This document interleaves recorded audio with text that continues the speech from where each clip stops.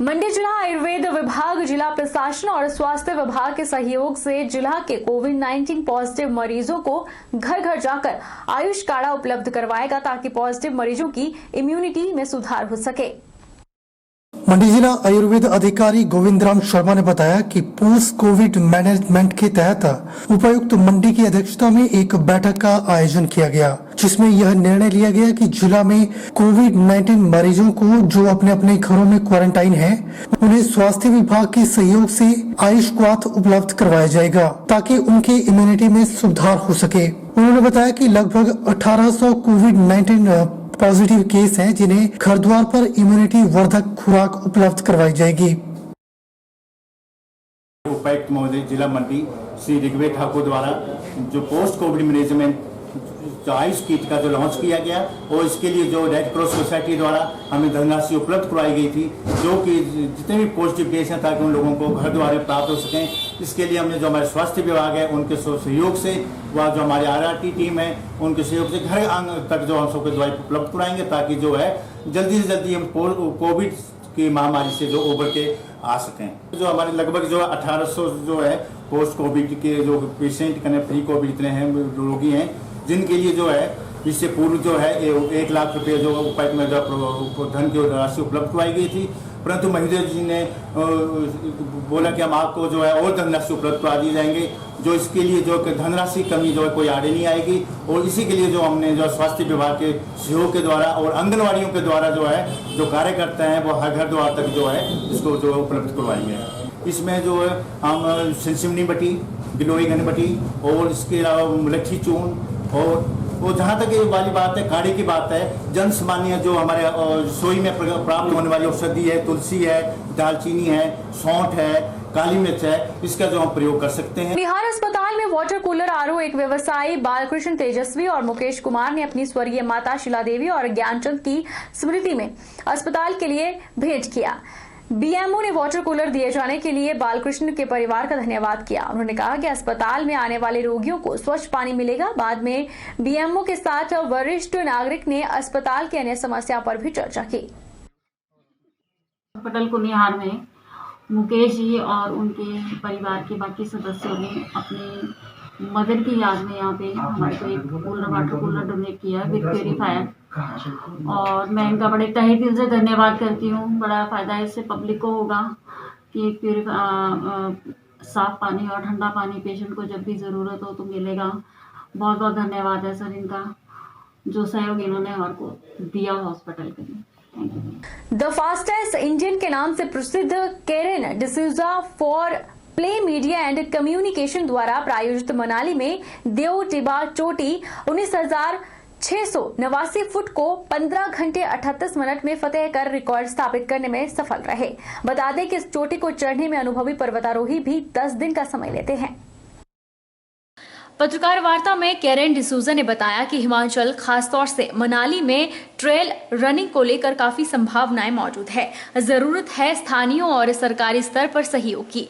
बाहर के देशों से यहां ट्रेल रनिंग का आनंद लेने के मकसद से आने वाले लोगों को उचित जानकारी उपलब्ध करवाना जरूरी है। उन्होंने कहा कि इस खेल को बढ़ावा देने के लिए पुराने मौजूदा EG ट्रेल रूट्स की मार्किंग कर और कम्युनिकेशन व्यवस्था को मजबूत करना आवश्यक है। हिमाचल को ही अपना घर मानने वाले केरेन डिसूजा का मकसद है कि यूरोप की तर्ज पर अपने देश में भी ट्रेल रनिंग जैसे साहसिक खेल को स्थानीय और राष्ट्रीय स्तर पर लोकप्रिय बनाया जाए।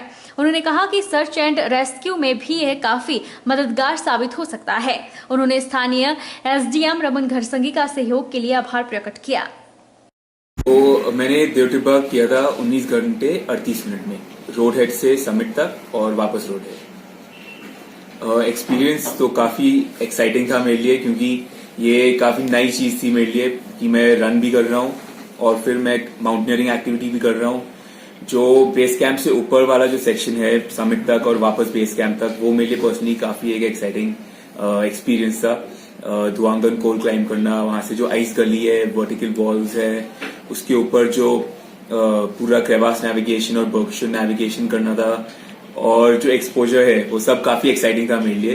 तो मुझे तो काफी मजा आया पर्सनली। ये इम्पोर्टेंट चीज तो एजुकेशन है कि लोग अवेयर हो इस ऐसी एक्टिविटीज के बारे में। तो फोप्ले के साथ हम मिलके यही ट्राई कर रहे हैं कि हम इन प्रोजेक्ट्स को डॉक्यूमेंट कर पाएं, इनको लोगों तक और मासेस तक लेके जा पाएं कि ऐसी एक्टिविटीज हो सकती हैं इंडियन हिमालयस में, जो अभी तक काफी हद तक हो नहीं रही थी ऐसी एक्टिविटीज। हम देखते रहते हैं, पढ़ते रहते हैं कि एप्स में होता रहता है ऐसा, लेकिन अब फाइनली हम यहाँ पे भी इन चीजों को, इन एक्टिविटीज को परस्यू कर पा रहे हैं। तो हम लोग मिलके ये ट्राई कर रहे हैं कि हम ये मासेस तक लेके जा पाए। इवेंचुअली ग्रो करने के लिए गवर्नमेंट सपोर्ट, गवर्नमेंट जो सर्च एंड रेस्क्यू, जो सेफ्टी सपोर्ट है, वो सब, ये सब चीजें डेवलप होनी इम्पोर्टेंट है। जो कम्युनिकेशन है पहाड़ों में जो होता नहीं है इजीली, हमारे मोबाइल्स चलते नहीं है, ये सब डेवलप होना काफी इम्पोर्टेंट है ताकि लोगों की सेफ्टी भी बढ़ पाए। और नेचुरली जितना लोग इंटरेस्ट दिखाएंगे उतना ही ज्यादा ही स्पोर्ट डेवलप होगा। ये बता दें कि पिछले 1 दशक से पेशेवर धावक की तरह दौड़ रहे कैरन डिसूजा भारतीय अल्ट्रा और ट्रेल रनिंग टीम में अपनी सेवाएं प्रदान कर रहे हैं। वह पिछले 5 वर्षों से मनाली में ही रहकर अपना पहाड़ों पर दौड़ने का शौक पूरा कर रहे हैं।